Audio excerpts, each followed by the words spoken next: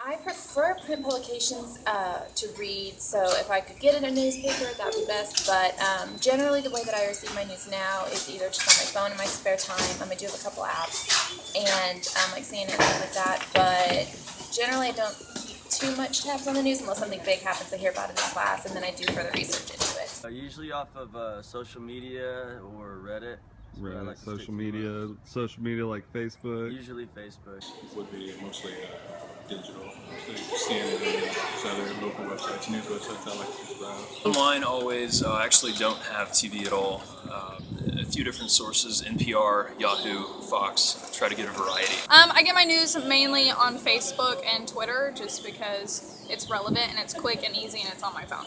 Definitely look at Reddit the most. Reddit, you find it. Reddit basically just links you to other news sites that I'm not 100% familiar with. Just in terms of news, I keep up with the stock market a little bit. For one of my classes, we're doing a stock simulation, and we use an app for that. So it's called StockViews. That's one of the apps that I use. I'm usually interested in and try to keep up with like fire and EMS related, either tragedies or like good stories about it. Kind of whatever I'm friends with a lot of them on Facebook, so they usually post a lot about it, and that's kind of how I keep up with, I guess, the latest events and what's been happening all over. Most recent ones are, of course, going to be the debates that you've seen with Hillary Clinton, Bernie Sanders, and Donald Trump. Most of the headlines, of course, are going to be Donald Trump, and of course, those kind of draw your attention because the jokes are making about him. And it's good to know.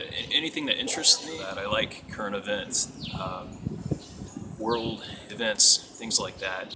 Some of my favorite articles have to do with science, new breakthroughs. I like space and technology, some new breakthroughs in those fields, some psychology stuff, but I look into pretty much new stuff.